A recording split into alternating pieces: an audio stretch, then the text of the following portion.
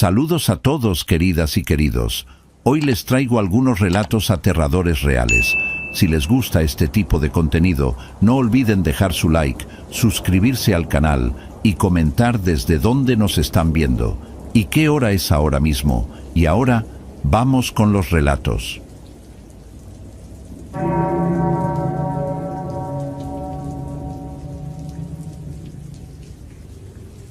Tengo un trabajo normal, en una oficina, en la ciudad.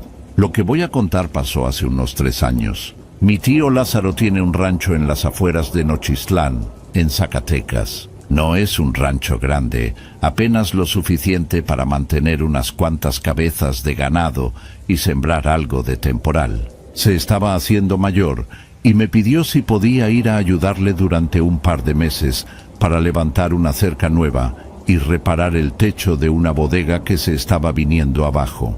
Mi trabajo me permitió tomarme ese tiempo, así que le dije que sí. Empaqué unas cuantas cosas y tomé un autobús. El viaje fue largo y polvoriento.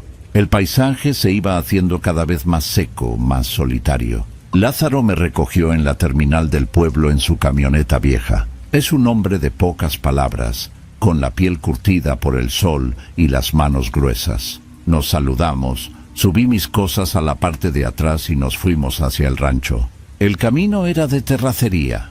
El vehículo se sacudía constantemente y levantaba una nube de polvo rojizo que se colaba por las ventanillas. El olor era a tierra seca, a hierba quemada por el sol. La casa era de adobe, sencilla, un par de habitaciones, una cocina con estufa de leña y un porche. Alrededor la tierra se extendía, agrietada en algunas partes. El aire era pesado durante el día por el calor, pero por las noches refrescaba bastante. Los primeros días fueron de pura rutina. Nos levantábamos temprano, antes de que el sol pegara con fuerza. Desayunábamos algo rápido, casi siempre huevos con frijoles y tortillas, y un café muy cargado. Luego íbamos a trabajar en la cerca. Clavar postes bajo ese sol era agotador. El sonido era siempre el mismo. El golpe seco del martillo contra la madera, el zumbido de los insectos y, de vez en cuando, el mugido de una vaca a lo lejos. Al mediodía parábamos a comer lo que fuera, sentados bajo la sombra de un mezquite, y después seguíamos hasta que la luz empezaba a bajar. Por la noche cenábamos y nos sentábamos un rato en el porche, viendo cómo el cielo se llenaba de estrellas. Mi tío casi no hablaba. A veces comentaba algo del ganado o del clima, pero nada más. Yo tampoco soy muy conversador, así que el silencio no me molestaba. El rancho tenía la instalación de agua de un tanque que se llenaba con una bomba, pero también había un pozo. Estaba a unos 50 metros de la casa, apartado de todo. Era viejo, muy viejo. Las piedras que formaban el brocal estaban desgastadas y cubiertas de una capa fina de musgo verdoso y seco. Tenía una estructura de madera encima, con una polea y una manivela para bajar un balde. La primera vez que lo vi, le pregunté a mi tío si todavía se usaba. Me dijo que no, que el agua de ahí era muy pesada, muy salitrosa. Esa agua ya no es para beber ni para los animales, dijo sin darle más importancia. Solo si la bomba falla para una emergencia, para limpiar o algo. Me pareció lógico. El pozo se veía antiguo, como de otro tiempo. El metal de la manivela estaba oxidado y la soga se veía rígida y áspera. Me asomé una vez por curiosidad. Era muy profundo. No se veía el fondo, solo un círculo de oscuridad. Al dejar caer una piedrita, tardaba varios segundos en escucharse el golpe contra el agua, un ploc que sonaba hueco y lejano. El aire que subía de ahí era frío y olía a humedad, a tierra mojada y a algo más, algo como a metal o a lodo estancado. Una semana después de mi llegada, vinieron a ayudar con el trabajo un par de hombres del pueblo vecino. Se llamaban Ismael y Ramiro. Eran tipos callados, trabajadores. Con ellos el trabajo avanzó más rápido. Una de esas tardes, mientras descansábamos, Ramiro fue hacia el pozo a mojarse la nuca. Sacó un poco de agua con un bote que siempre dejaban ahí, atado a una cuerda corta. Cuando volvió, Ismael le dijo algo en voz baja, como en broma. No entendí bien, pero Ramiro se rió y le contestó: «Mientras no sea de noche, no hay problema». No le di importancia. Pensé que sería alguna broma local, pero el tema salió de nuevo unos días después. Estábamos comiendo y yo comenté que por las noches a veces me parecía oír ruidos extraños, como un goteo constante o algo que se arrastraba muy suavemente. Lo atribuí al viento o a algún animal nocturno. Ismael me miró de reojo y dijo, muy serio: «Es mejor no hacerle caso a los ruidos de por aquí, sobre todo a los que vienen del pozo». Mi tío Lázaro frunció el ceño y cambió de tema bruscamente, preguntando por unas herramientas. Me di cuenta de que no quería que se hablara de eso. La curiosidad me pudo. Esa noche, cuando ya todos dormían, le pregunté directamente a Lázaro. Él estaba sentado en la cocina, limpiando una pieza de la bomba. Suspiró y dejó la herramienta sobre la mesa. Me dijo que eran cuentos de viejos, historias para asustar a los niños. Pero me lo contó. Dijo que la gente contaba que hacía mucho tiempo, más de un siglo, en esa misma tierra habían matado a una muchacha. Al parecer, la familia de ella no aprobaba al hombre con el que se veía y en una disputa la arrojaron al pozo, viva. Desde entonces, decían que el espíritu se había quedado ahí. Cuentan que si vienes a medianoche y te asomas, no ves tu reflejo, sino el de ella, me dijo mi tío, con un tono de voz monótono, como si estuviera recitando algo que había oído 1000 veces. Una cara pálida, con algo mojado cubriéndole la cara, y que a los hombres que se burlan de la historia se los lleva. Añadió que a veces el agua del pozo burbujeaba sin razón, como si alguien estuviera respirando abajo. Y lo peor, concluyó, mirando la pared, es que si alguna vez oyes a una mujer llorar desde adentro, nunca, por ningún motivo, te asomes. Porque para cuando tú miras hacia abajo, ella ya te está mirando hacia arriba. Terminó la historia y volvió a su trabajo con la bomba, dando el tema por zanjado. Yo la verdad no creí nada. Me sonaba a la típica leyenda de pueblo. Crecí en la ciudad. Esas cosas no me afectaban. Lo tomé como una anécdota curiosa y me fui a dormir. Pasaron las semanas. El trabajo casi estaba terminado. Mi primo Bruno, que vivía en Guadalajara, avisó que vendría a pasar el fin de semana. Bruno siempre ha sido diferente, muy seguro de sí mismo, un poco arrogante. Le gusta llevar la contraria y demostrar que él sabe más que los demás. Llegó el viernes por la tarde en su coche, que desentonaba por completo con el entorno. Trajo unas cervezas y algo de carne para asar. Esa noche, después de cenar, estábamos los tres sentados en el porche. Lázaro, como siempre, callado. Bruno no paraba de hablar de sus negocios, de sus viajes, de lo atrasada que estaba la vida en el campo. Fue entonces cuando, para hacer conversación, cometí el error de contarle la historia del pozo. Se la conté tal como me la había dicho mi tío, como una curiosidad local. Bruno soltó una carcajada, una risa fuerte, burlona. «Por favor», dijo, «la gente de aquí todavía cree en esas tonterías. ¿Una mujer en un pozo, en pleno siglo XXI?» Mi tío Lázaro no dijo nada, solo apretó los labios y miró hacia la oscuridad. Yo intenté cambiar de tema, pero Bruno ya se había enganchado. Es increíble el poder de la sugestión. Seguro alguien vio una sombra una noche y se inventó toda la historia. Siguió así un buen rato, ridiculizando la leyenda, a la gente que la creía y de paso a nosotros por siquiera mencionarla. Dijo que eran puros cuentos para gente ignorante. Yo ya estaba incómodo. Le dije que lo dejara, que era solo una historia local y ya, pero él se puso de pie. ¿Saben qué? Les voy a demostrar que es una estupidez. Miró su reloj. Eran casi las 12 de la noche. «Vamos al pozo. Voy a sacar agua y a burlarme de su fantasma en su cara». Mi tío Lázaro se levantó de golpe. «No hagas eso», le dijo. Su voz sonó grave. Era la primera vez que lo veía realmente serio, casi enojado. Deja las cosas como están. Pero Bruno solo se rió más. ¿Qué pasa, tío? ¿Te da miedo? Se dirigió hacia el pozo, caminando con decisión. Yo lo seguí, más por evitar que hiciera alguna tontería, como caerse, que por otra cosa. Lázaro se quedó en el porche, una silueta oscura e inmóvil. La noche era clara, la luna estaba casi llena y bañaba el campo con una luz pálida, casi blanca. Hacía un poco de frío. El silencio era total. Solo se oían nuestros pasos sobre la tierra seca y el canto de los grillos. Cuando llegamos al pozo, Bruno se paró frente a él, con las manos en las caderas. ¿Y bien? ¿Dónde está la novia cadáver?, dijo en voz alta, su voz resonando en la quietud. Agarró la manivela. El metal estaba helado al tacto. Empezó a girarla para bajar el balde. El mecanismo produjo un chirrido agudo, oxidado, que pareció cortar el aire. El sonido de la soga desenrollándose era áspero. Escuchamos el ploc profundo cuando el balde golpeó el agua. Bruno esperó un momento y empezó a subirlo. El esfuerzo era visible. La manivela giraba con dificultad, produciendo el mismo chirrido. Yo estaba a unos pasos, observando.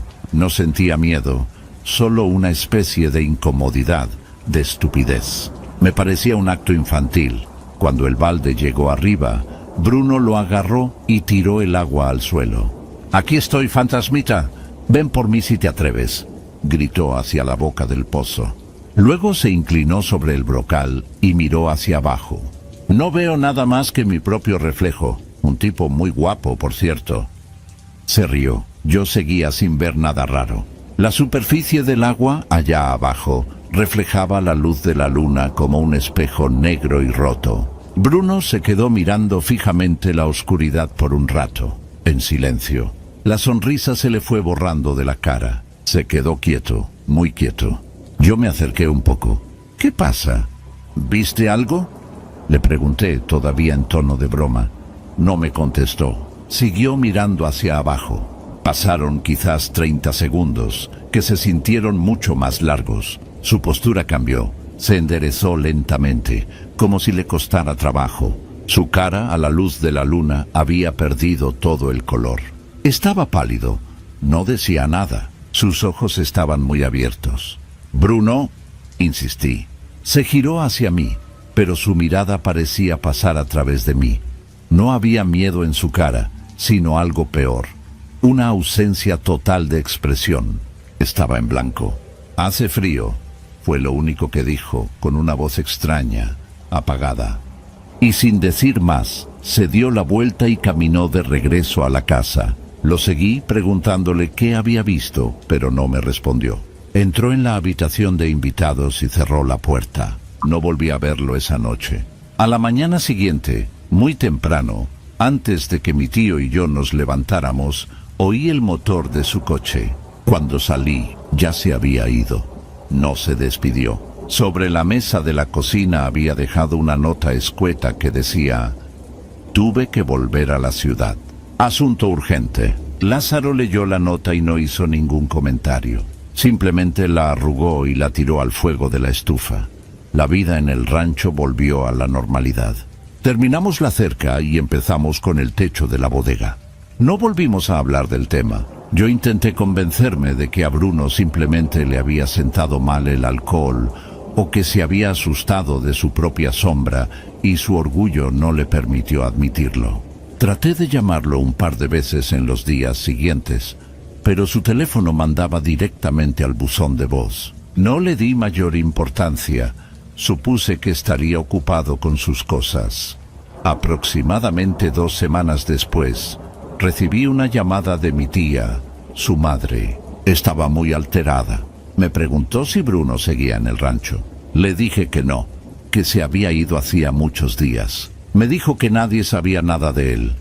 No había vuelto a su apartamento, no contestaba el teléfono y no se había presentado a trabajar. Habían pasado 10 días desde la última vez que alguien lo había visto. Su coche tampoco aparecía. Mi tía estaba desesperada. Me preguntó si había pasado algo en el rancho, si lo había notado extraño. Le conté que se había ido de repente, pero omití el episodio del pozo. No quería preocuparla más con lo que, en ese momento, todavía consideraba una tontería. La policía inició una investigación. No encontraron nada, ni el coche, ni ninguna transacción en sus tarjetas, ni actividad en sus redes sociales. Bruno se había esfumado. Simplemente había desaparecido. La sensación que me quedó en el estómago era fría y pesada. La imagen de su cara pálida y sin expresión a la luz de la luna no se me iba de la cabeza. Empecé a sentir algo que no era miedo, sino una inquietud profunda, una conexión que mi mente lógica se negaba a aceptar. Me quedé en el rancho un mes más para terminar el trabajo y hacerle compañía a mi tío, que parecía más callado que de costumbre. Fue durante ese tiempo que las cosas empezaron a cambiar para mí. Empecé a notar detalles que antes pasaba por alto. El olor que venía del pozo, por ejemplo, ya no era solo a humedad y lodo. A veces, cuando el viento soplaba en la dirección correcta, traía una ráfaga de aire frío de su boca, y con ella un olor dulzón, empalagoso, como a flores pudriéndose en agua estancada. Y otra cosa, un olor metálico, como a óxido o a sangre vieja y seca. Era un olor que se te pegaba en la nariz y te revolvía el estómago. Por las noches, los ruidos se hicieron más claros. Ya no eran goteos indefinidos. A veces, tumbado en la cama, con la ventana abierta, oía claramente un sonido de salpicadura, como si alguien estuviera moviendo las manos lentamente en el agua, allá abajo, en la oscuridad del pozo. A veces también oía un sonido como de tela mojada siendo arrastrada contra una superficie rugosa. Un shh largo y lento. Me levantaba, miraba por la ventana. No había nada, solo el campo inmóvil bajo la luna y la silueta oscura del pozo a lo lejos. Intentaba decirme a mí mismo que eran animales, el viento, cualquier cosa, pero el sonido era demasiado específico. Un día, la bomba de agua principal se descompuso. Era una pieza del motor que no teníamos. Mi tío dijo que tendría que ir al pueblo a primera hora de la mañana a ver si la conseguía, y que tardaría porque probablemente tendría que ir hasta la cabecera municipal. Esa tarde nos quedamos casi sin agua en el tanque. Para lavar los platos de la cena, mi tío fue al pozo. Lo vi desde el porche. Se acercó con cautela, bajó el balde, lo subió rápidamente, vació el agua en una cubeta más grande y se alejó de ahí sin mirar atrás. Me llamó la atención un detalle. Cuando sacó el balde, el agua no estaba clara. Era turbia, de un color parduzco. Y el pozo, después de sacar el agua, empezó a hacer algo extraño. En la superficie del agua, allá abajo, empezaron a subir pequeñas burbujas. No muchas, solo unas cuantas, de forma intermitente. Como cuando alguien suelta el aire muy despacio debajo del agua. Mi tío no lo vio, o no quiso verlo. Se llevó la cubeta y no dijo nada. Yo me quedé mirando las burbujas hasta que dejaron de salir. Esa noche no pude dormir. Daba vueltas en la cama. Cada crujido de la casa, cada ruido del exterior, me ponía en alerta. En algún momento de la madrugada, cuando el silencio era absoluto, lo oí. Al principio era tan bajo que pensé que lo estaba imaginando. Un sonido agudo, lastimero. Un quejido. Me senté en la cama, conteniendo la respiración. El sonido se repitió, un poco más claro. Venía de fuera, de la dirección del pozo. Era el llanto de una mujer. No era un llanto fuerte, desesperado. Era un sollozo bajo, ahogado, intermitente, lleno de una tristeza que se sentía física, que te calaba los huesos. Sonaba como si estuviera filtrado por algo, como si viniera de muy lejos o de debajo del agua. Mi primer instinto fue quedarme quieto, taparme la cabeza con la manta y esperar a que amaneciera. Pero había algo en ese sonido, una mezcla de curiosidad y un terror helado que me obligaba a saber más. Recordé la advertencia de mi tío.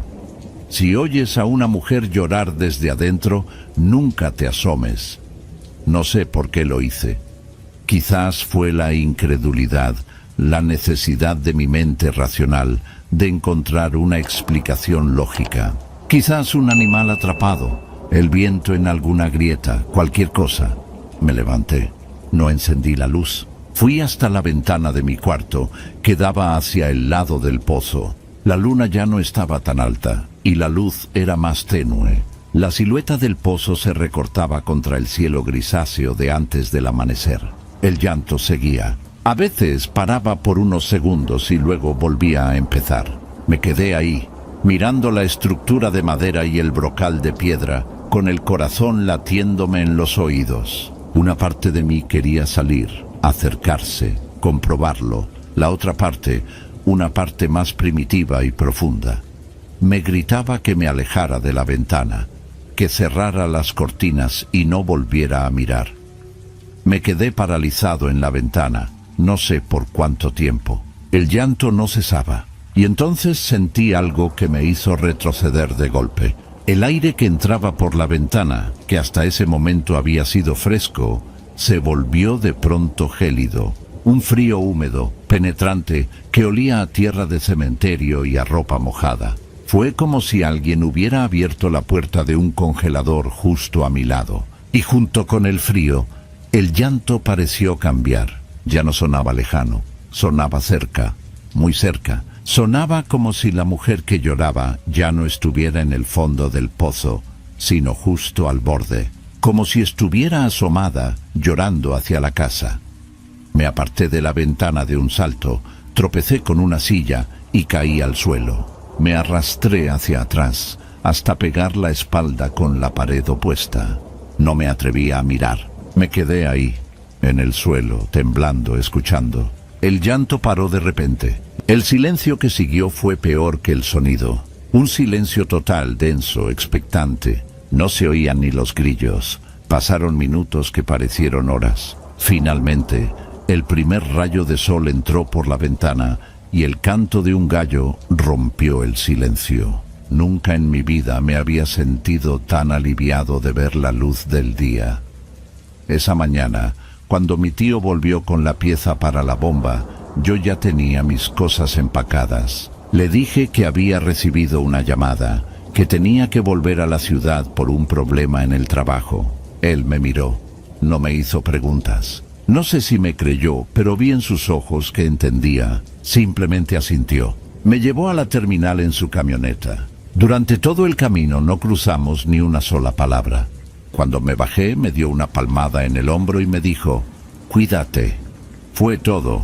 Han pasado 3 años. Nunca más volví a ese rancho. Hablo con mi tío de vez en cuando por teléfono, pero solo de cosas sin importancia. El clima, la familia. Nunca mencionamos el pozo. De mi primo Bruno nunca más se supo nada. Su caso sigue abierto, clasificado como persona desaparecida. A veces, por la noche, cuando hay mucho silencio, me parece oír a lo lejos un sollozo ahogado. Sé que es mi imaginación. Tiene que serlo. No he contado esto a nadie. La gente pensaría que estoy loco o que me invento las cosas. Pero yo sé lo que vi y lo que oí. No busco una explicación. No creo en fantasmas ni en maldiciones. Solo sé que hay lugares donde ocurrieron cosas terribles y que algo de ese terror se queda impregnado en la tierra, en el agua, en el aire, y que a veces, si no tienes cuidado, puedes asomarte a un lugar tan oscuro que una parte de esa oscuridad se queda mirándote de vuelta.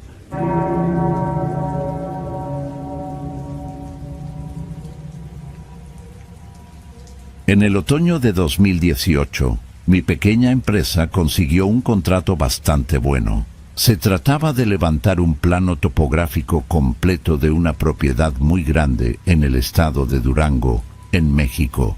Era un rancho antiguo llamado San Miguel, o lo que quedaba de él.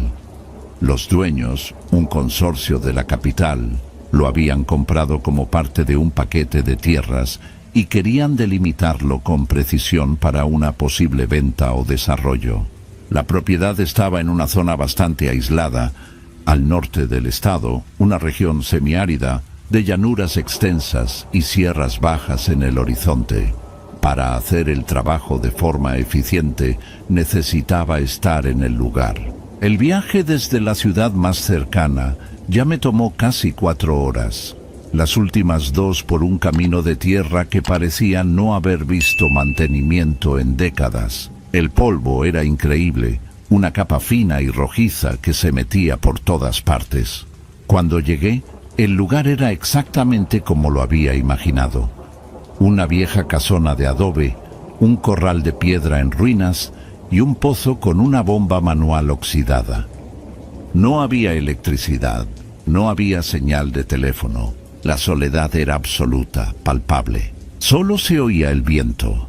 Los del consorcio me habían dicho que habría un cuidador, un hombre mayor que vivía en una pequeña casa a unos kilómetros y que se encargaría de dejarme la casona principal abierta y con lo básico. Su nombre era León. Lo conocí esa primera tarde. Llegó en una camioneta vieja que sonaba como si se fuera a desarmar. Era un hombre de pocas palabras, de piel curtida por el sol y manos gruesas. Me mostró dónde estaba el agua del pozo, cómo funcionaba la estufa de gas, y me entregó un par de lámparas de petróleo. El generador se descompuso hace meses. Fue una de las pocas frases completas que me dijo. No hizo preguntas sobre mi trabajo. Simplemente observaba mientras yo descargaba mi equipo. La estación total, el trípode, los prismas, el GPS diferencial. Antes de irse, mientras el sol empezaba a bajar y a teñir el cielo de naranja, se detuvo un momento junto a su camioneta. Miró hacia la llanura, que se extendía interminable hacia el este. Por las noches, si oye algo, no le haga caso. Es el viento nomás, dijo, y se fue, levantando una nube de polvo. No le di importancia a su comentario. En el campo siempre se oyen cosas por la noche. Animales, el viento jugando con estructuras viejas. Estoy acostumbrado. Esas primeras noches fueron tranquilas. El silencio era total, pesado. Durante el día mi rutina era metódica. Me levantaba antes del amanecer, preparaba algo de comer y salía con el equipo. Empecé a trabajar en los linderos del oeste, estableciendo puntos de control, tomando medidas. El terreno era monótono, cubierto de matorrales secos, cactáceas y piedras. El sol pegaba fuerte, incluso en otoño. El trabajo era lento y exigente. Al final del día volvía a la casona, cenaba algo de lata, revisaba los datos en mi portátil hasta que la batería se agotaba y me iba a dormir con el sonido del viento como única compañía. Fue en la 4ª noche cuando lo oí por primera vez. Estaba medio dormido. Fue un sonido rítmico, muy débil, casi imperceptible. Un galope, un caballo. Al principio, mi cerebro lo registró como parte de un sueño, pero me desperté del todo y el sonido seguía ahí. Venía de lejos, del este. Me levanté y miré por la ventana. La luna estaba casi llena, bañando la llanura con una luz pálida y fantasmal. No se veía nada, solo la extensión vacía y las sombras de los matorrales. El sonido duró quizás un par de minutos y luego se desvaneció, como si se lo hubiera tragado el viento. Pensé que sería un caballo salvaje, o quizás de algún rancho vecino, aunque el más cercano estaba a más de 20 kilómetros. Era extraño, pero no le di más vueltas. Al día siguiente, mientras trabajaba, estuve más atento al terreno. Busqué huellas frescas, pero no encontré nada que no fueran las marcas de coyotes, conejos o el ganado ocasional que a veces cruzaba los límites de la propiedad. La tierra estaba seca y compacta. Era difícil que un solo caballo dejara un rastro claro si no pasaba directamente por una zona de tierra suelta. León vino ese mediodía a traerme un par de garrafones de agua potable. Le pregunté si había caballos sueltos por la zona. Se encogió de hombros. A veces, dijo sin mirarme a los ojos. ¿Oyó algo anoche? Le dije que me pareció oír un caballo galopando a lo lejos. Su expresión no cambió, pero se quedó callado un momento. Le dije, «Es el viento». Juega trucos aquí. No insistí. La noche siguiente, el sonido volvió. Esta vez fue más claro, más cercano. Era inconfundible. El ritmo constante de los cascos de un caballo a galope tendido. No era un trote tranquilo, era una carrera. Me levanté de nuevo. El corazón me latía un poco más rápido, no por miedo, sino por la extrañeza del asunto. Fui a la puerta y la abrí. El aire de la noche era frío y seco. Olía a polvo y a la planta de creosota. El sonido parecía venir de la misma dirección, el este, pero definitivamente más próximo. Calculé que pasaría a 1 o 2 kilómetros de la casa. Escuché con toda mi atención. Era un sonido limpio, solo los cascos. No había relinchos, ni el sonido del apero, ni una voz. Solo el galope incesante. Y lo más raro era que el sonido no parecía desplazarse. No se acercaba ni se alejaba. Era un volumen constante, como si el caballo estuviera corriendo en círculos en un punto fijo. Después de unos 5 minutos cesó. No se fue desvaneciendo gradualmente, simplemente paró. De un momento a otro, silencio. Eso fue lo que me inquietó de verdad. Un sonido no se detiene así, se aleja. Al día siguiente, decidí cambiar mi zona de trabajo. Dejé los linderos del oeste y me fui hacia el este, en la dirección de donde parecía venir el sonido. Usé la excusa de que necesitaba establecer unos puntos de control en esa área. Pasé horas recorriendo la llanura. El terreno era aún más plano y desolado allí. Había zonas donde el suelo era más arenoso. Busqué huellas con una atención casi obsesiva. Nada. Ni una sola marca de herradura reciente. Era imposible. Un caballo galopando con esa fuerza habría dejado marcas visibles en alguna parte. Empecé a dudar de mi propio oído. ¿Sería posible que el viento, al pasar por alguna formación rocosa o alguna ruina, produjera una acústica tan peculiar? Era una explicación lógica. Mi mente se aferraba a eso. Esa noche, la sexta en el rancho, me preparé. Dejé una lámpara de petróleo con la mecha baja en la mesa y me senté en una silla junto a la ventana que daba al este. Esperé. Pasó la medianoche. El silencio era absoluto. Empezaba a pensar que no oiría nada, que quizás todo había sido producto del cansancio. Y entonces empezó. Primero débil, luego más fuerte. El mismo galope, rápido, rítmico, constante. Me levanté, tomé unos binoculares potentes que siempre llevo conmigo y salí. La luna estaba brillante. Me apoyé en uno de los postes del porche y enfoqué hacia la llanura. Barrí el horizonte lentamente. Nada. Solo la planicie inmóvil bajo la luz blanca de la luna. Pero el sonido estaba ahí. Podía sentirlo casi como una vibración en el aire. Y de nuevo, la misma extraña cualidad. No se movía. Parecía estar anclado a un lugar específico, a pesar del ritmo frenético del galope. Mientras escuchaba, noté algo más. El viento, que había estado soplando de forma constante durante todo el día, se había calmado por completo. No se movía ni una hoja de los pocos arbustos cercanos. El aire estaba muerto y hacía frío. Un frío seco, penetrante, que no parecía natural para la temperatura que había hecho durante el día. Me metí a la casa a buscar una chaqueta. Cuando volví a salir, el sonido seguía, implacable.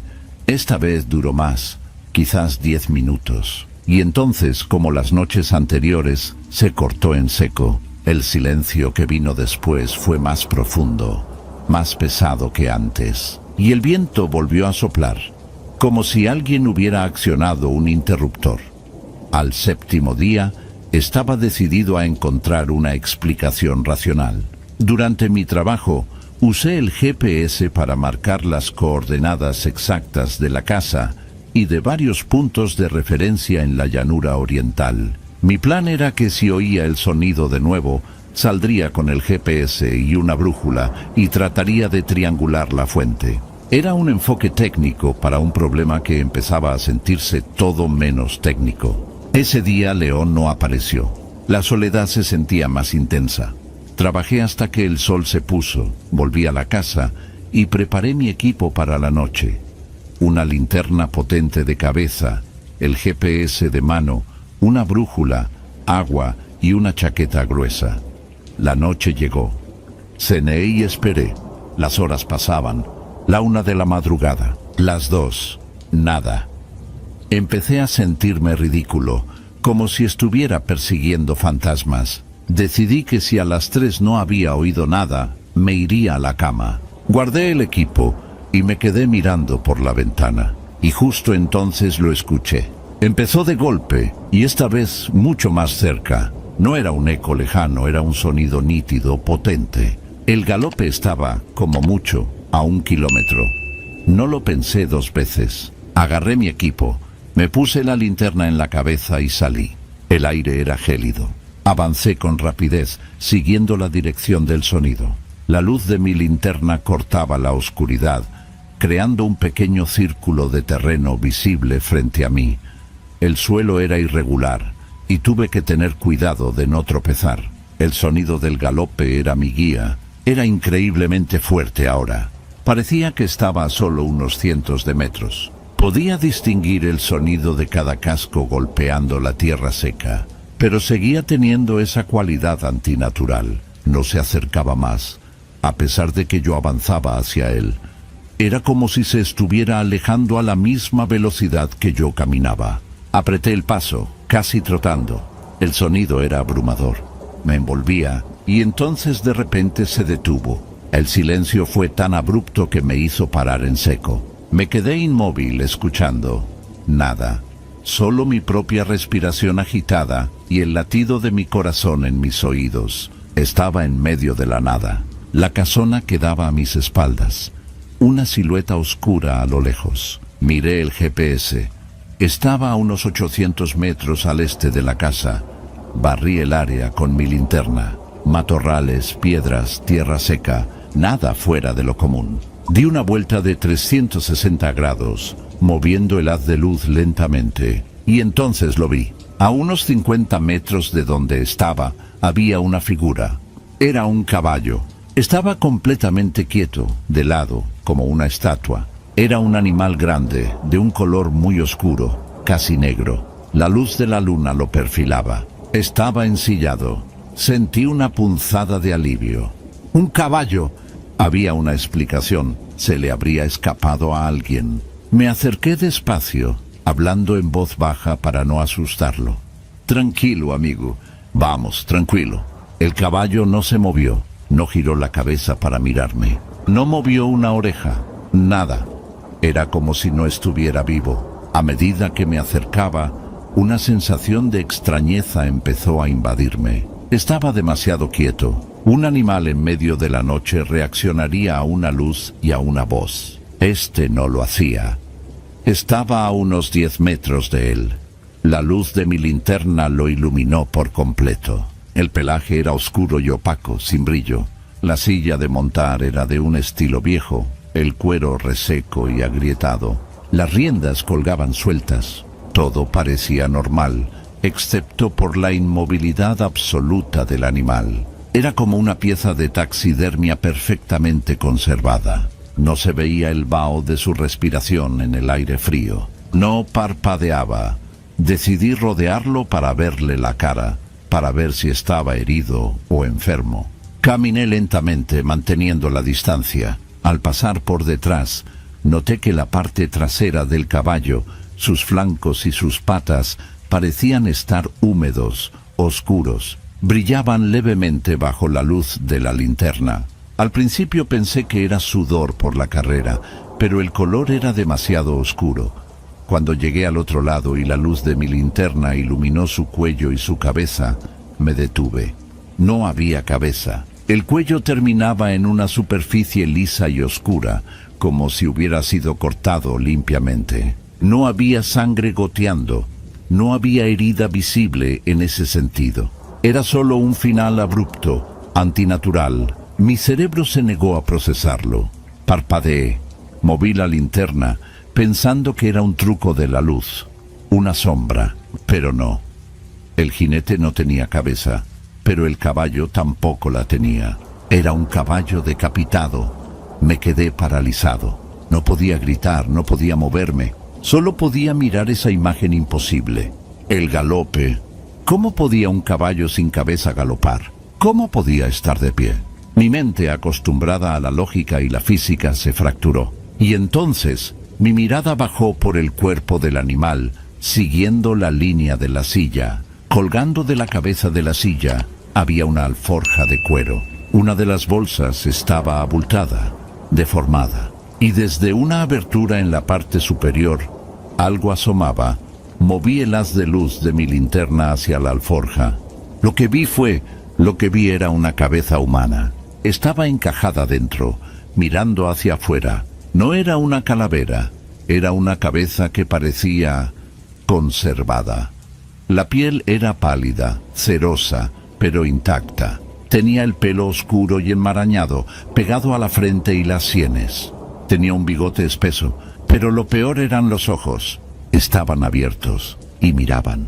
No me miraban a mí, simplemente miraban al frente, con una expresión vacía, neutra. No era una expresión de terror ni de ira, era la ausencia total de expresión. Como los ojos de un muñeco de porcelana.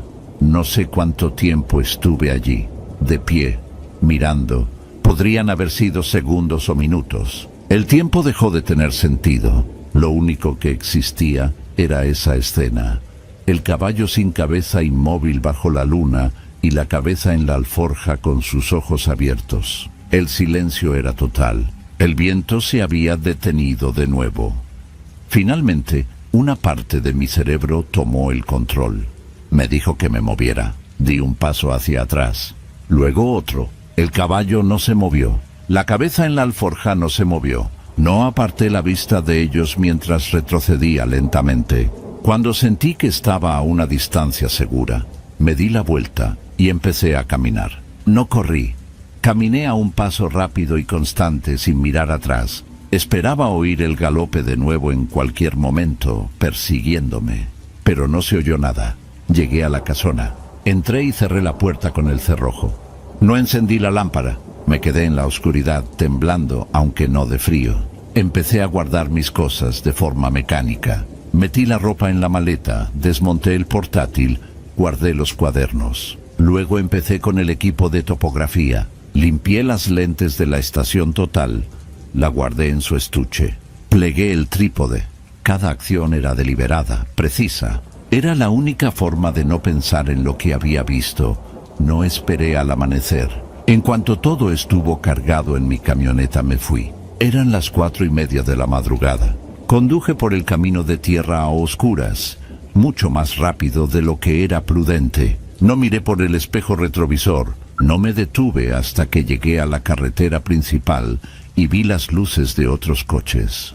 Nunca terminé el trabajo. Llamé al consorcio desde la primera ciudad que encontré. Les dije que había tenido una emergencia familiar grave y que tenía que volver a casa inmediatamente. Les envié los datos que había recopilado durante la primera semana y les recomendé a un colega para que terminara el levantamiento. Me pagaron por los días trabajados y nunca más volví a saber de ellos. Tampoco volví a ver a León. No he hablado de esto con nadie. Mi esposa sabe que algo pasó en ese viaje, que volví diferente, más callado, pero no podría explicárselo. ¿Qué le diría? A veces, por la noche, cuando hay silencio absoluto, creo que oigo a lo lejos un galope. Sé que es mi mente, tiene que serlo, pero el recuerdo de esa imagen no se va. El caballo negro sin cabeza, la quietud antinatural y los ojos vacíos de la cabeza en la alforja, mirando hacia la nada en medio de la llanura de Durango.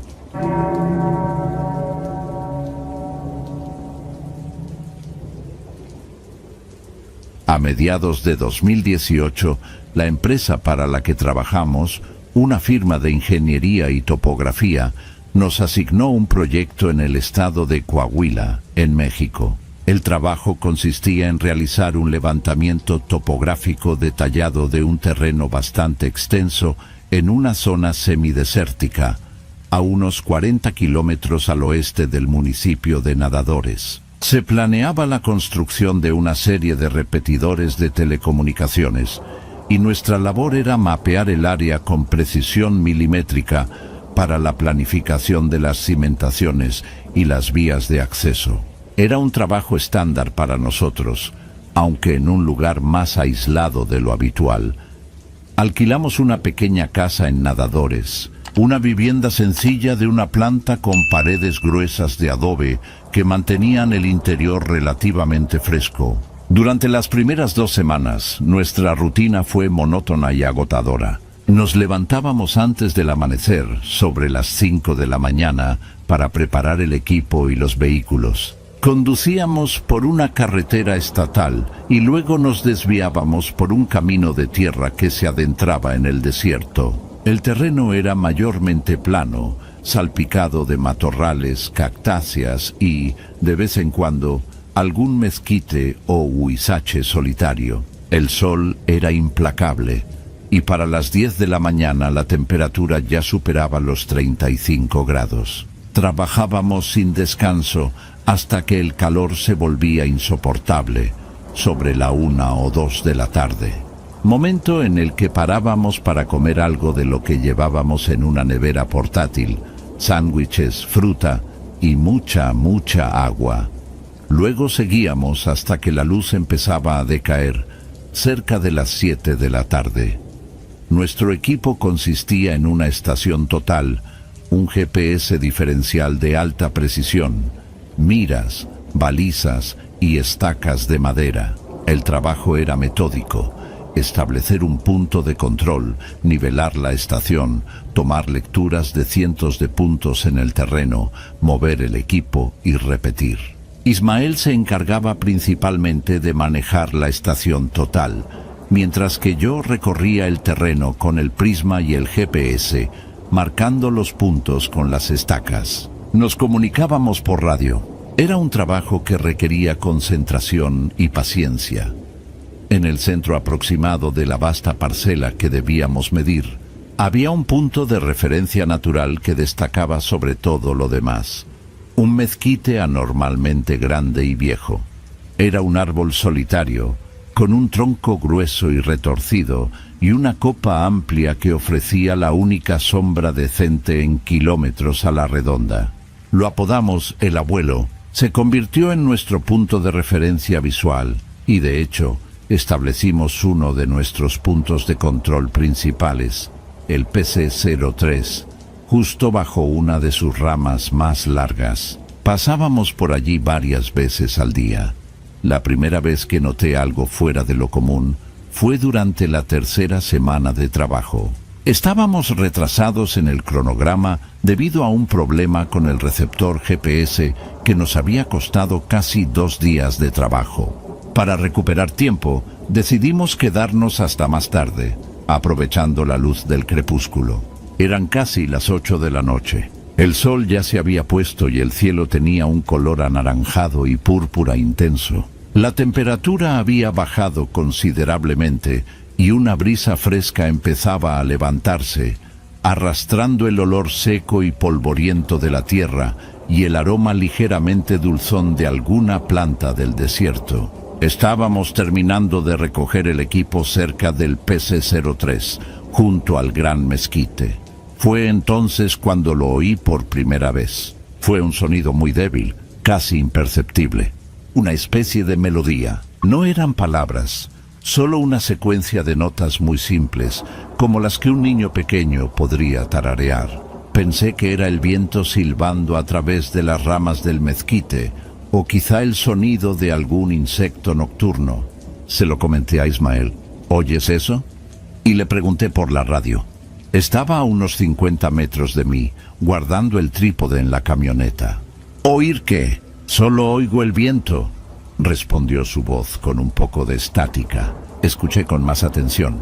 El sonido iba y venía con la brisa. Era agudo y monótono, una tonada muy corta que se repetía. Duró quizá 1 minuto y luego cesó por completo. No le di más importancia. Lo achaqué al cansancio y a la sugestión del entorno silencioso. Terminamos de guardar todo y volvimos a Nadadores en la oscuridad. Unos días después, fuimos al único ultramarinos decente del pueblo a comprar provisiones. El dueño era un hombre mayor, de unos 70 años, con la piel curtida por el sol. Mientras nos cobraba, nos preguntó en qué andábamos trabajando por la zona. Le explicamos lo del levantamiento topográfico. «Ah, están por el llano del oeste», dijo, mientras metía las botellas de agua en una bolsa. «Por donde está el mezquite grande». Asentimos. Ismael comentó que usábamos el árbol como punto de referencia. El hombre se quedó un momento en silencio, con la mirada perdida. «Hay que tener cuidado por ahí de noche», dijo en voz baja, sin mirarnos directamente. «Ese lugar tiene su historia». Por supuesto, nuestra curiosidad se despertó. Le preguntamos a qué se refería. Él se encogió de hombros, como restándole importancia, pero aún así continuó. «La gente de antes contaba que ahí se perdió una niña. Hace muchos años, una familia que cruzaba en carreta. Los agarró una tormenta de arena de esas que se levantan en minutos. La niña se asustó, se bajó de la carreta y se echó a correr. Nunca la encontraron. Dicen que su espíritu sigue ahí, buscando el camino a casa». Hizo una pausa. «A veces, cuando el viento sopla del norte, algunos dicen que se oye a la niña cantar la canción que le cantaba su madre». No dijimos nada. Pagamos y nos fuimos. En la camioneta, Ismael se rió. «Viejas leyendas de pueblo», dijo. «En todos lados tienen una».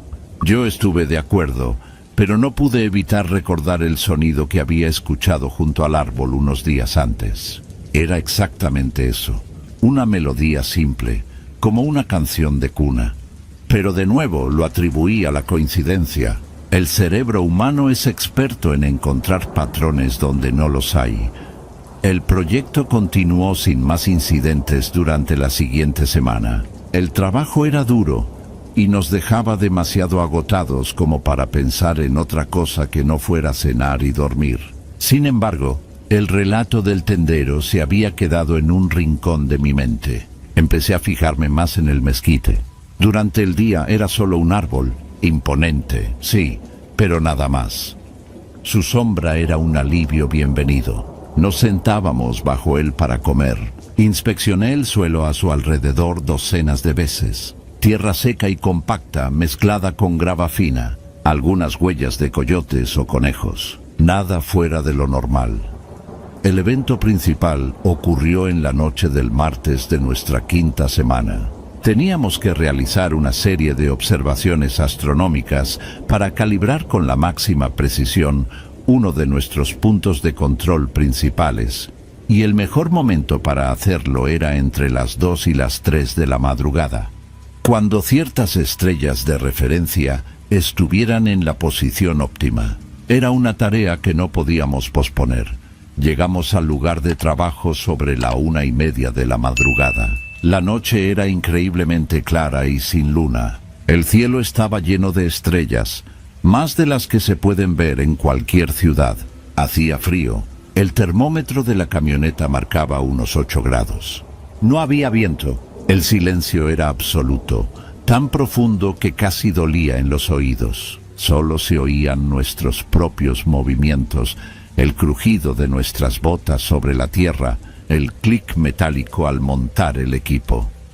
Instalamos la estación total en el punto PC01, a unos 200 metros al este del Gran Mezquite. Desde allí, el árbol se veía como una silueta negra y densa contra el tapiz de estrellas. Mientras Ismael ajustaba el nivel del instrumento, yo fui caminando hacia el mezquite para colocar un prisma de referencia en el punto PC03.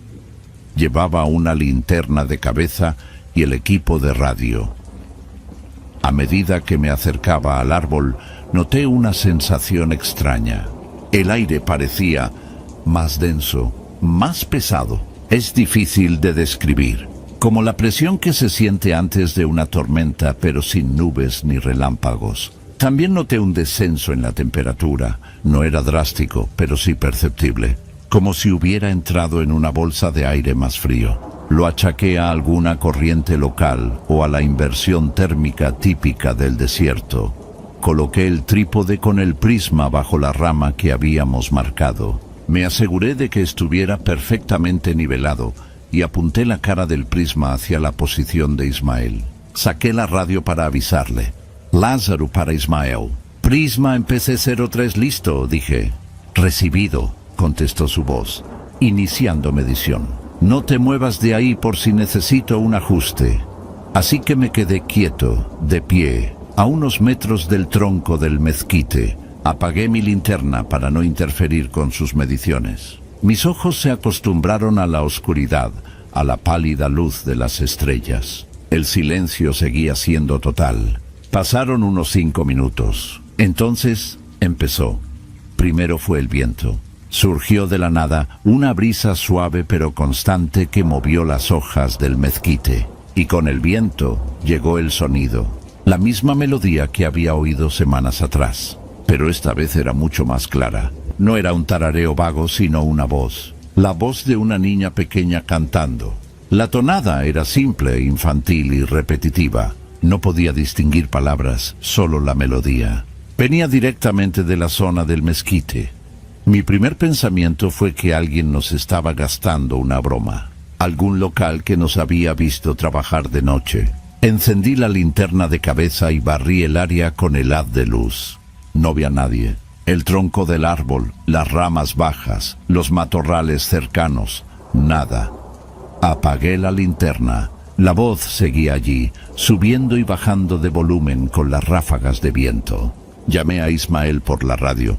«Ismael, ¿estás oyendo eso?», pregunté tratando de que mi voz sonara normal. Hubo una pausa. «Sí», respondió. Su voz era tensa. «Lo oigo. ¿Qué es eso?». «No lo sé, parece una niña cantando». «Estoy viendo tu posición con la estación», dijo él. «No hay nadie cerca de ti. El sensor térmico tampoco detecta nada más que tu calor corporal». La voz se hizo un poco más fuerte. Ahora parecía venir de debajo de la copa del árbol, justo del lado opuesto a donde yo estaba. Empecé a caminar lentamente rodeando el tronco. El suelo crujía bajo mis botas. La sensación de frío se intensificó. El aire olía a tierra húmeda, un olor completamente fuera de lugar en medio de la sequedad del desierto. Y entonces la vi. No fue una aparición repentina, fue más bien como si mis ojos se enfocaran en algo que ya estaba allí. A la tenue luz de las estrellas, vi una pequeña figura de pie junto al tronco, en la zona de sombra más profunda. Era de la altura de una niña de unos 6 o 7 años. Llevaba algo que parecía un vestido sencillo y claro. No podía verle la cara. Estaba de espaldas a mí, como si estuviera jugando a esconderse detrás del árbol. No se movía, estaba simplemente allí, de pie, y la canción venía directamente de ella. Me quedé paralizado. No sentí miedo en el sentido tradicional. Sentí una profunda sensación de irrealidad, de que lo que estaba viendo no era posible. Mi mente, entrenada para la lógica y la medición, luchaba por encontrar una explicación. ¿Era una niña de verdad, perdida en el desierto a las 2 de la madrugada? Imposible. Ismael, susurré por la radio. Hay alguien aquí. Una niña. Debajo del árbol. ¿Qué? Lázaro, no juegues. No veo a nadie en la pantalla. Estoy viéndola ahora mismo. Está de espaldas a mí. Levanté la mano con la linterna, pero dudé en encenderla. No quería asustarla si es que era real. La figura seguía inmóvil. La canción se detuvo. El silencio volvió a caer, más pesado que antes. El viento también cesó. La figura se giró lentamente. No vi un rostro. En el lugar donde debería haber estado su cara, solo había oscuridad. Una sombra que parecía absorber la poca luz estelar que llegaba hasta allí. Era un vacío con la forma de una cabeza. Esa imagen, la ausencia de rasgos, fue lo que finalmente rompió mi compostura. Di un paso atrás involuntariamente. La rama seca que pisé sonó como un disparo en el silencio. En ese instante, la figura se deshizo. No se desvaneció ni corrió. Simplemente se desintegró, como si estuviera hecha de humo o de polvo, y fue absorbida por la sombra del propio árbol. Un segundo estaba allí, y al siguiente, ya no. Me quedé mirando el lugar vacío durante varios segundos. El aire volvió a su temperatura normal. El olor a tierra húmeda desapareció. Cogí la radio. «Se ha ido», dije. Mi voz sonaba hueca. «¿Qué se ha ido?» «Lázaro, ¿qué has visto?», preguntó Ismael, su voz cargada de alarma. «No lo sé, tenemos que irnos de aquí. Ahora». No esperé respuesta. Encendí la linterna, agarré el trípode con el prisma y empecé a caminar deprisa hacia la camioneta, sin mirar atrás. Ismael ya estaba desmontando la estación total con una rapidez que nunca le había visto. No hablamos, guardamos todo en silencio, lanzando las cosas en la parte de atrás sin el cuidado habitual. Nos subimos a la camioneta y salimos de allí a toda velocidad. Durante el trayecto de vuelta a Nadadores, Ismael rompió el silencio. «Oí la canción, Lázaro. La oí perfectamente. Era como si estuviera dentro de la camioneta». «Yo vi a alguien», respondí. «O algo, no tenía cara». No volvimos a hablar del tema en todo el camino. Al día siguiente, ninguno de los dos quería volver a ese lugar. Pero el trabajo tenía que terminarse. Decidimos que solo trabajaríamos durante las horas de máxima luz solar. Nada de empezar antes del amanecer, ni de quedarnos hasta el anochecer. Llegamos al sitio sobre las 9 de la mañana. El sol brillaba con fuerza. El cielo era de un azul intenso. El desierto parecía normal, inofensivo. Lo primero que hice fue ir directamente al mezquite. Necesitaba una prueba, una explicación lógica. Revisé el suelo meticulosamente. El mismo lugar donde había visto la figura la noche anterior. La tierra estaba seca y polvorienta. Se veían mis propias huellas de la noche anterior, perfectamente claras. Se veían las marcas del trípode que había colocado. Pero en el lugar exacto donde había estado la figura, no había nada. Ni una sola huella, ni la más mínima marca. El suelo estaba liso, como si nadie lo hubiera pisado en semanas. Esa ausencia de pruebas fue, de alguna manera, más inquietante que lo que había visto. Era una imposibilidad física. Terminamos el proyecto 3 días después, trabajando a un ritmo frenético. Durante esos 3 días, evitamos acercarnos al mezquite más de lo estrictamente necesario. Ambos sentimos una opresión constante mientras estuvimos en esa zona. El aire parecía cargado y el silencio ya no era pacífico, sino expectante. No volvimos a oír ni ver nada fuera de lo normal, pero la sensación de que estábamos siendo observados no nos abandonó ni un momento. Presentamos nuestro informe a la empresa. Las mediciones eran precisas, el trabajo estaba hecho. Nunca mencionamos lo que ocurrió en nuestro reporte oficial. ¿Qué íbamos a decir? Que habíamos visto una anomalía espectral y oído cánticos inexplicables. Nos habrían enviado a una evaluación psicológica. Ha pasado mucho tiempo desde entonces. Ismael cambió de empresa un año después. A veces hablamos, pero nunca tocamos el tema de lo que pasó en Coahuila. Es como un acuerdo tácito. Yo sigo en el mismo trabajo. He estado en muchos otros lugares aislados, en desiertos, en montañas, de día y de noche. Nunca he vuelto a experimentar nada parecido. No sé qué fue lo que vimos esa noche. No creo en fantasmas ni en espíritus. Mi mente busca una explicación racional. Un fenómeno acústico localizado. Una alucinación compartida inducida por el estrés y el entorno. Un espejismo. Pero ninguna de esas explicaciones encaja con todos los detalles. El aire frío y denso, el olor a tierra mojada, la figura sin rostro y, sobre todo, la absoluta falta de huellas en un suelo que registraba cada una de las nuestras. No escribo esto para asustar a nadie. Lo escribo porque es algo que ocurrió. Son hechos, una serie de datos sensoriales que registré y que no puedo conciliar con las leyes de la física que conozco. A veces, cuando estoy en un lugar muy silencioso y se levanta una brisa repentina, me parece oír durante una fracción de segundo las primeras notas de aquella melodía infantil. Es solo mi memoria, lo sé. pero el vello se me eriza cada vez. Y recuerdo la oscuridad bajo aquel mezquite, una oscuridad que tenía forma de niña.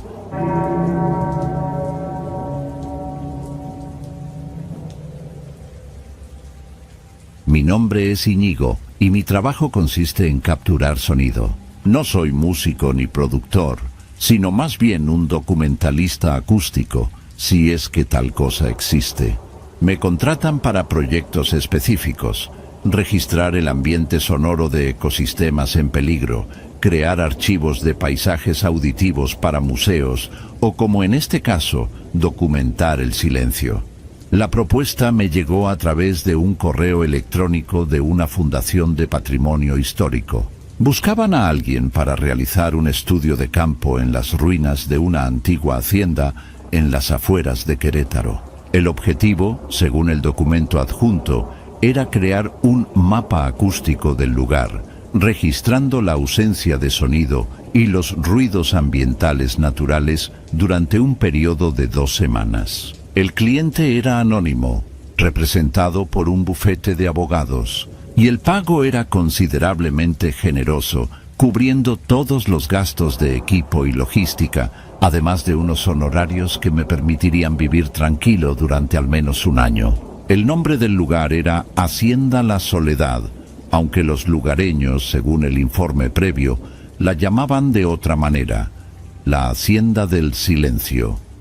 El dossier incluía una breve historia, una próspera hacienda pulquera del siglo XIX que terminó de forma abrupta, incendios, disputas y un abandono total. La nota más peculiar era un apartado sobre el folclore local. Mencionaba una supuesta maldición ligada a un tesoro y la desaparición de decenas de trabajadores. También apuntaba que los aparatos electrónicos solían fallar en las inmediaciones y que los animales evitaban el perímetro de las ruinas. Para mí, esto no era más que una nota de color, una anécdota para justificar el nombre popular del lugar.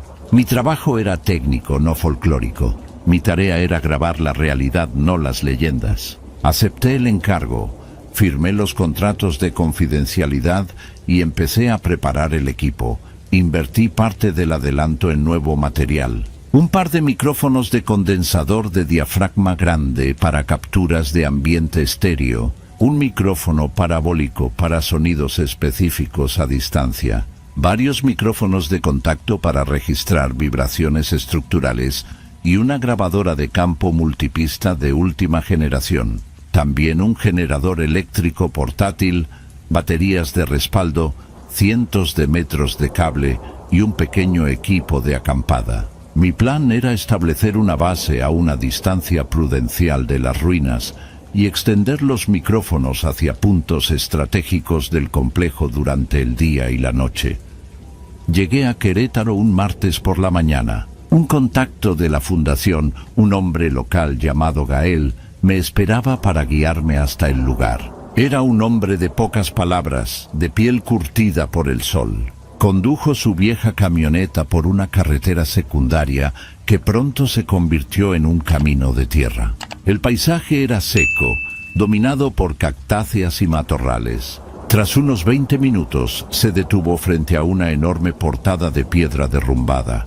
«Es aquí», dijo. No había vallas ni señales, solo esa entrada ruinosa que se abría a un sendero casi borrado por la vegetación. Ayudó a bajar mi equipo y me dio unas últimas instrucciones. Me traería agua y víveres cada 3 días.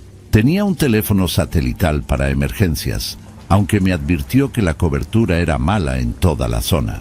Le pregunté por el problema con los aparatos electrónicos. Se encogió de hombros. A veces pasa, las baterías se gastan rápido.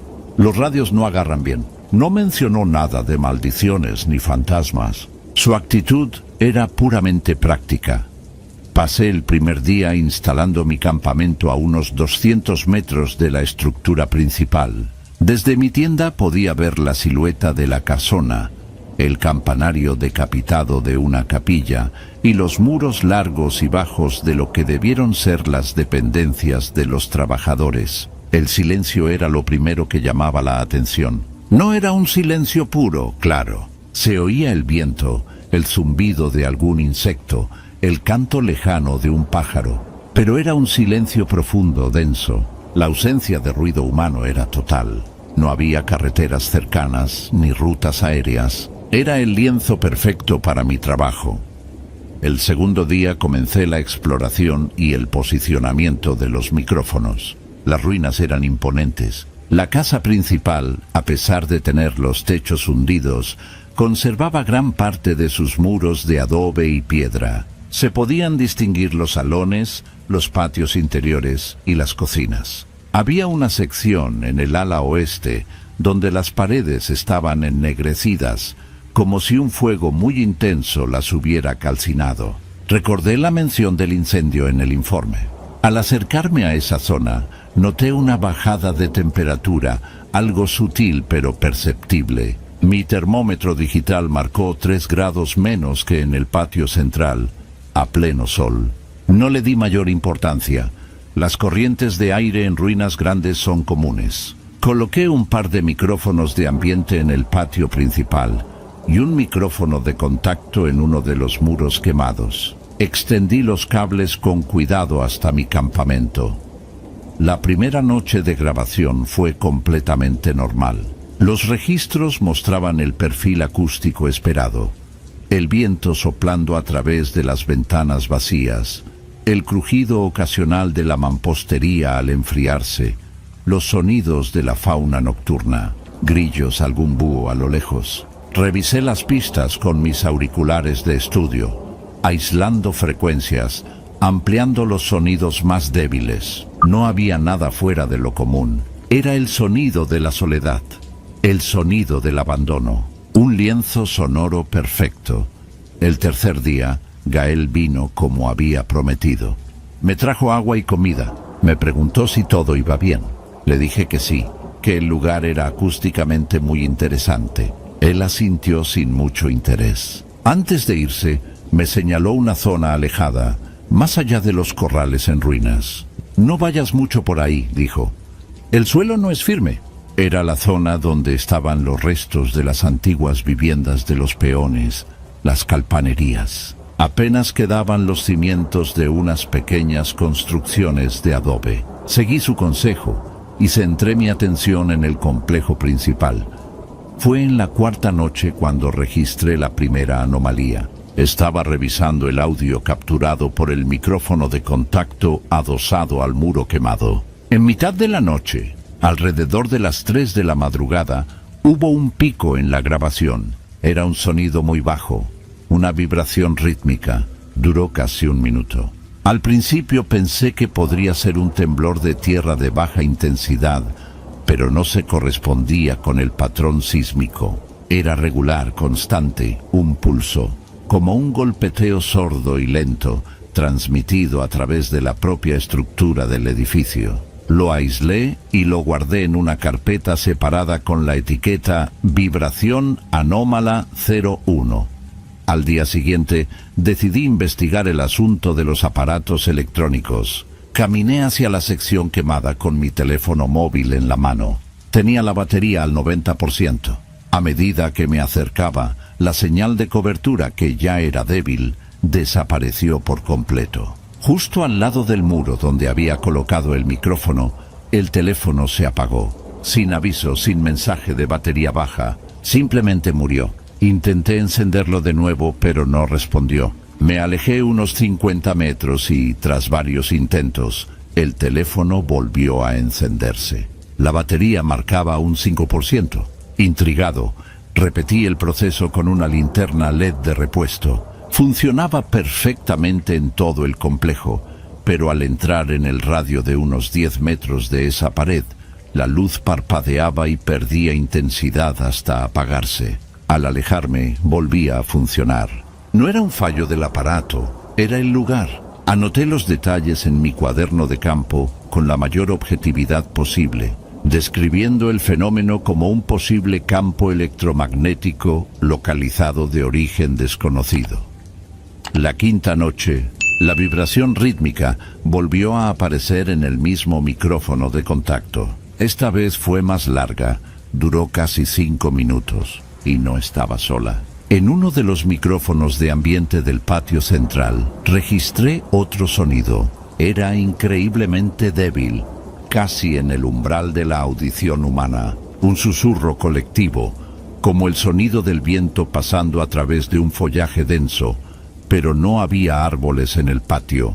Al procesar el audio, aumentando la ganancia y filtrando el ruido de fondo, el sonido se hizo más claro. No era el viento, era vocal. Un murmullo de muchas voces hablando a la vez, tan bajo y distante que era imposible distinguir una sola palabra. Era un murmullo constante y monótono. Lo guardé como vocalización anómala 01.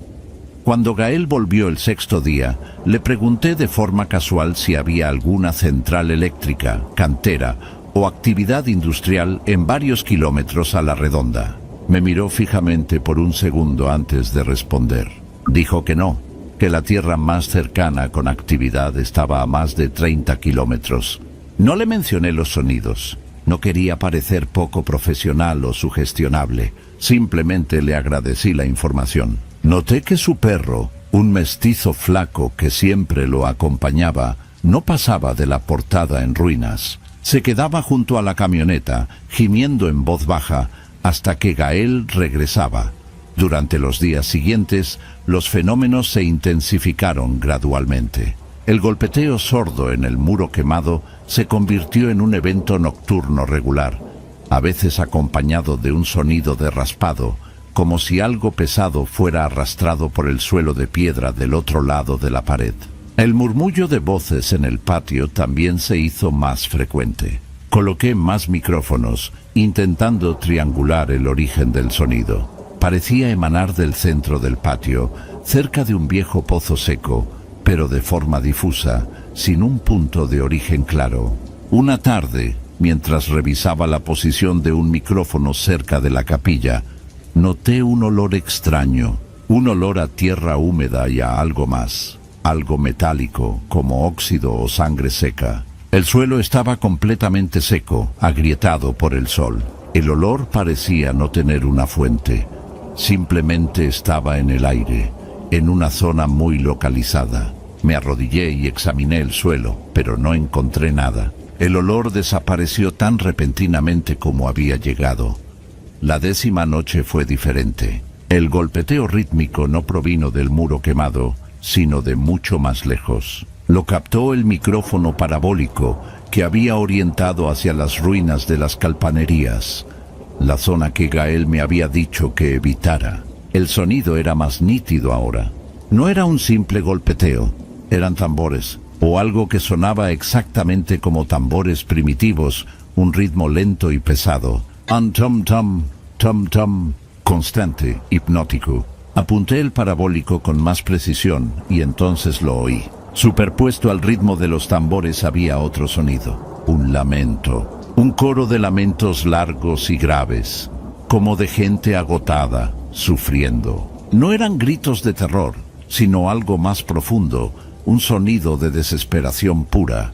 Sentí un escalofrío por primera vez. No era miedo, sino una reacción física, la piel de gallina. Mi mente racional buscaba explicaciones. ¿Un ritual de algún grupo en la lejanía? ¿Música de alguna fiesta de un pueblo que no aparecía en el mapa? Pero el sonido era demasiado crudo, demasiado cercano en la escucha a través del micrófono. Y sobre todo, estaba la absoluta soledad del lugar. Sabía que no había nadie en kilómetros. Estaba grabando algo que, lógicamente, no podía estar allí. Decidí mover gran parte de mi equipo a la mañana siguiente. Con mucho cuidado, llevé 2 micrófonos de ambiente y el micrófono parabólico hasta el borde de la zona de las calpanerías. El suelo era inestable, como dijo Gael, lleno de pequeños hundimientos y vegetación espinosa. Encontré un muro bajo y medio derruido que me ofreció algo de cobertura y monté allí mi puesto de escucha avanzado, conectado por un largo cable a la grabadora en mi campamento. Quería obtener un registro lo más limpio posible de los sonidos de esa zona específica. Esa noche me senté en mi tienda con los auriculares puestos, monitorizando la señal en tiempo real. Durante horas solo hubo silencio y el sonido del viento. Empezaba a pensar que había sido una anomalía puntual, quizás un eco extraño traído por el viento desde una distancia increíble. Pero entonces, poco después de las 2 de la madrugada, comenzó. Primero el ritmo de los tambores, lento, marcando un compás fúnebre. Venía directamente de la zona de las ruinas de las viviendas. Luego los lamentos se unieron. Eran más claros ahora, más definidos. Podía distinguir inflexiones, tonos de dolor individuales dentro del coro de sufrimiento. Y entonces, por primera vez, escuché gritos. No eran fuertes, estaban como ahogados, como si vinieran de debajo de la tierra. Gritos de angustia, mezclados con el sonido rítmico de los tambores y el lamento colectivo. Mi trabajo era registrar, documentar. Me concentré en los niveles de la grabadora, ajustando la ganancia para evitar la saturación, asegurándome de que cada matiz de aquel horror acústico quedara grabado con la máxima fidelidad. No pensé en fantasmas ni en maldiciones. Pensé en las ondas sonoras viajando por el aire, en las membranas de los micrófonos vibrando, en la señal convirtiéndose en datos digitales en mi disco duro. Era un mecanismo de defensa, un distanciamiento profesional que me permitía funcionar sin que el pánico se apoderara de mí. La grabación continuó durante casi una hora y luego, tan abruptamente como empezó, cesó. El silencio que siguió fue más pesado y opresivo que nunca.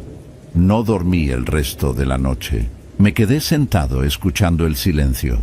Al amanecer, recogí todo mi equipo. El proyecto era de 2 semanas, pero yo tenía suficiente. Tenía registros que desafiaban cualquier explicación lógica. Había cumplido mi objetivo de documentar el paisaje sonoro del lugar, aunque el resultado era algo que nadie, ni yo ni mi cliente, podíamos haber anticipado. Gael llegó esa mañana. Era su día de entrega. Vio todo mi equipo empacado. No pareció sorprendido. ¿Ya se va?, preguntó. Sí, respondí.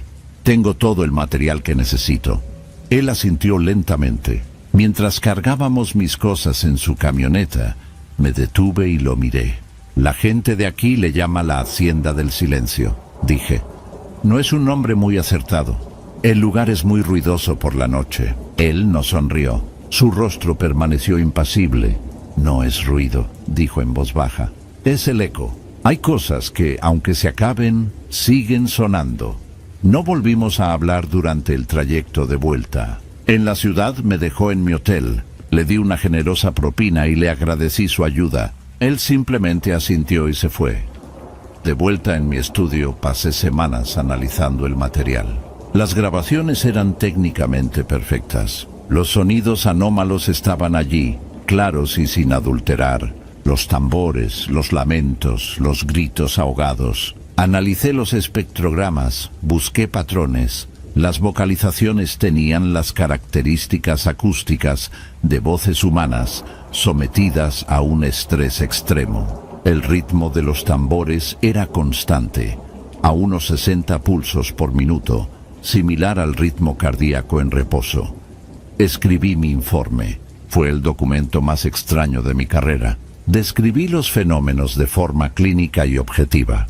Se han registrado eventos acústicos recurrentes de origen no identificado en el rango de las bajas frecuencias, 40-80 Hz, consistentes con percusiones rítmicas. Asimismo, se han captado vocalizaciones complejas en el espectro de la voz humana, 85-255 Hz, consistentes con expresiones de lamento y angustia. Estos fenómenos se concentran geográficamente en la zona suroeste del complejo, coincidiendo con las ruinas de las antiguas viviendas de los trabajadores, y se manifiestan predominantemente entre las 02 Tosoro y las 04 Seos horas. Adjunté los archivos de audio, debidamente catalogados. Envié todo a la dirección de correo del bufete de abogados. La respuesta fue un escueto mensaje automático confirmando la recepción. Una semana después, la totalidad de mis honorarios fue depositada en mi cuenta bancaria. Nunca más volví a saber de ellos. No hubo preguntas ni solicitudes de aclaración. Silencio total. Todavía tengo esas grabaciones guardadas en un disco duro externo. No las he vuelto a escuchar. No necesito hacerlo. Cada sonido está grabado en mi memoria con una claridad perfecta. A veces, en el silencio de mi propio estudio, creo oír a lo lejos un ritmo sordo, un tum-tum, tum-tum. Muy débil. Probablemente sea solo el eco de mi propia sangre pulsando en mis oídos. Probablemente. Mi trabajo es capturar sonido, y en la hacienda del silencio grabé algo que no debería sonar. Y ahora, a veces, me pregunto si el eco del que hablaba Gael no se ha quedado conmigo.